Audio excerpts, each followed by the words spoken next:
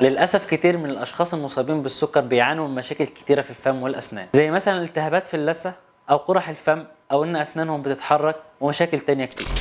فهنتكلم النهارده عن أهم النصائح اللي تساعد مريض السكر إزاي يحافظ على نظافة فمه وأسنانه. أول حاجة لازم نعرف إيه هي مشاكل الفم اللي بيسببها السكر الغير منتظم. مرض السكر بيقلل إفرازات الغدد اللعابية، واللعاب ليه دور مهم كبير جدا في الحفاظ على نظافة الأسنان وحمايتها من التسوس. كمان السكر بيسبب مشاكل في الأوعية الدموية اللي بتغذي اللثة والأسنان، وده بيؤدي لالتهابات اللثة وانحسارها، وممكن نوصل لمرحلة من المراحل إن احنا نفقد الأسنان دي. طب إزاي أقدر أحافظ على صحة الفم والأسنان بالنسبة لمريض السكر؟ أهم حاجة تساعد في الحفاظ على صحة الفم والأسنان بالنسبة لمريض السكر هي الحفاظ على مستوى السكر في الدم بمعدلاته الطبيعية على قدر المستطاع. تاني حاجة الاهتمام بنظافة الفم والأسنان كويس جدا عن طريق غسل الأسنان على الأقل مرتين يوميا، وإن احنا نستخدم المضمضة ونستخدم خيط الأسنان لإزالة أي بقايا أكل موجودة بين الأسنان علشان نتفادى تسوس الأسنان والتهابات اللثة. وكمان نحاول إن احنا نقلل السكريات والمشروبات الغازية على قد ما نقدر